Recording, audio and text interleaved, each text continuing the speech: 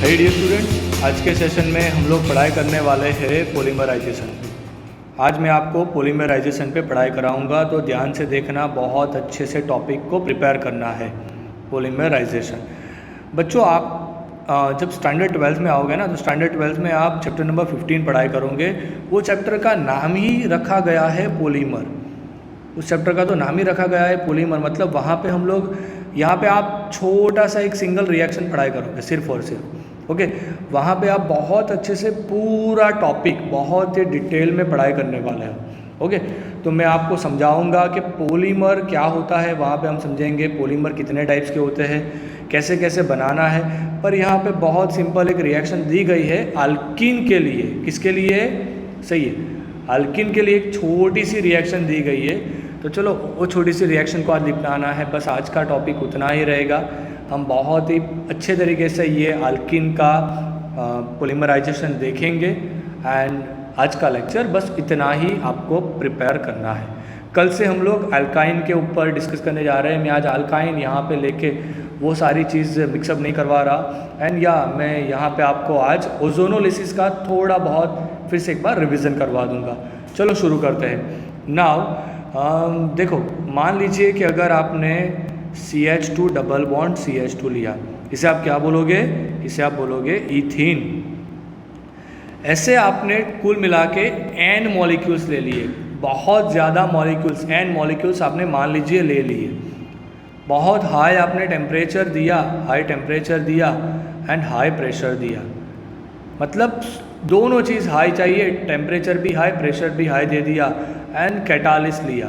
अब generally catalyst use होता है जिगलर नाटा, पर ये जिगलर नाटा क्या है वो पॉलीमर में समझेंगे, अभी यहाँ पे डिस्कस नहीं करना। करना कुछ नहीं है, डबल बॉन्ड निकालो। मेरा टेक्निक पकड़ लो पहले एक बार। डबल बॉन्ड निकालो, सिंगल बॉन्ड रख दो, बात ख़त्म। बाकी सबका बात ख़त्म। चलो ये हो गया। इस ऐसे कुल मिला के N मॉलिक्यूल रिपीट हो गए, मतलब ये हो गया पोली इथिन से बनाया गया, सो पॉलीथीन। ये प्लास्टिक बैग में जो यूज़ होता है ना बच्चों, यही पॉलीमर होता है। तो पॉलीथीन इस तरह से बनाया जाता है, ध्यान रखना। मान लीजिए आपने यहाँ पे इसकी जगह आपने लिया होता शायद CH3 single bond CH double bond CH2। ये है बच्चों प्रोपीन, ये है बच्चों प्रोपीन। सपोज़ आपने प्रोपीन लिया होता ना कुल मिला के N मॉलिक्यूल्स, तो आप यहाँ पे हाई टेम्परेचर देते एंड अगर आप यहाँ पे हाई प्रेशर देते तो आपको कुछ बढ़िया तरीके से क्या मिलता। तो चलो मैं बताता हूँ आपको।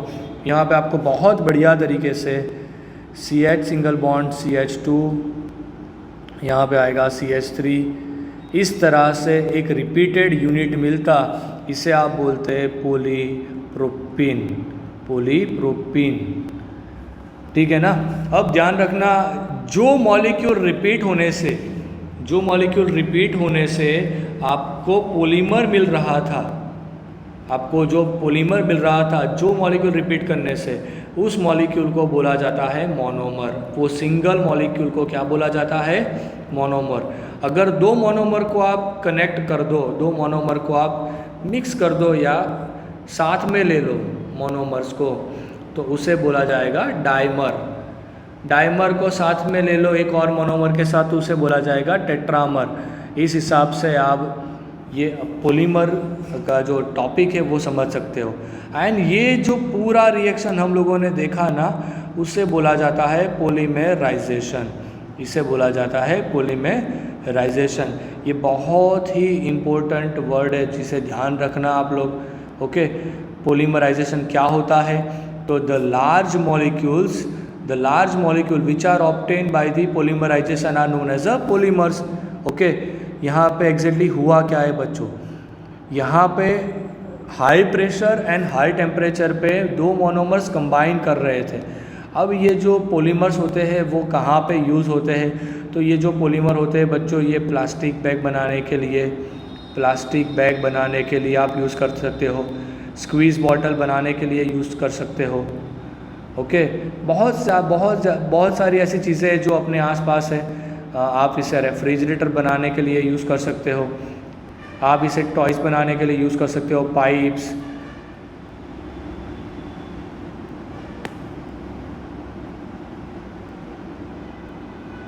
या फिर रेडियो, टीवी, ये सब बनाने के लिए बच्चों आप लोग पॉलीमराइजेशन का यूज़ कर सकते हो।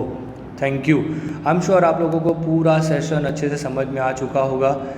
तो ध्यान रखना यहाँ पे, ये बहुत ही इम्पोर्टेंट टॉपिक है। ओके, एंड अभी मैं आप लोगों को वो ओजोनोलिसिस पे थोड़ा रिवीजन करवा देता हूँ, तो ध्यान से देख लो एक बार। अगर वो वाला टॉपिक ओजोनोलाइसिस आपने नहीं देखा ना, और देखा है तो चलो एक बार प्रैक्टिस हो जाएगा, कुछ नहीं है, ठीक है। CH2 डबल बॉन्ड CH2 आया, अगर आपने इसका रिडक्टिव ओजोनोलिसिस लगाया in the presence of zinc की प्रेजेंस में आपने इसका रिडक्टिव ओजोनोलिसिस लगाया, सही है। तो यहाँ पे एक काम करूँगा मैं, यहाँ पे ले रहा हूँ CH3 2 moles of S dimethyl sulphide. करना कुछ नहीं है, ये बॉन्ड ब्रेक कर दो, उसे डबल बॉन्ड में O दे दो, यहाँ पे O दे दो, डबल बॉन्ड में CH2 दे दो। इसे आप ऐसे लिख सकते हो C double bond O H। इस मॉलिक्यूल को बोला जाता है फॉर्माल्डिहाइड, इस मॉलिक्यूल को बोला जाता है फॉर्माल्डिहाइड। तो यहाँ पे आपको कुल मिला के 2 फॉर्माल्डिहाइड के मॉलिक्यूल्स मिले हैं। ओके, तो देखो ओजोनोलिसिस भी बहुत इजी टॉपिक था। इसके साथ ही हमारे आल्किन का टॉपिक कंप्लीट हो चुका। अब जो नेक्स्ट माइलस्टोन आ रहा है, नेक्स्ट माइलस्टोन नेक्स्ट कौन सा आएगा हमारा? नेक्स्ट माइलस्टोन आएगा अल्काइन पे। कल मैं आपको अल्काइन का प्री इंट्रोडक्शन करवाऊंगा, अल्काइन में sp हाइब्रिडाइजेशन कैसे होता है वो समझाऊंगा, उसके नोमेनक्लेचर पे प्रैक्टिस करवाऊंगा। उसके बाद अल्काइन का प्रिपरेशन आएगा, उसका फिजिकल प्रॉपर्टी, उसका केमिकल प्रॉपर्टी, एंड बाद में लास्ट में हम लोग चले जाएंगे एरोमेटिक हाइड्रोकार्बन पे। तो ऑलमोस्ट चैप्टर बहुत ही जल्द ख़त्म होने जा रहा है। Don't forget to watch this lecture very clearly, एक बार देख लेना। बहुत ही स्मॉल, सबसे छोटा वाला आज का सेशन है पॉलीमराइजेशन पे। Thank you.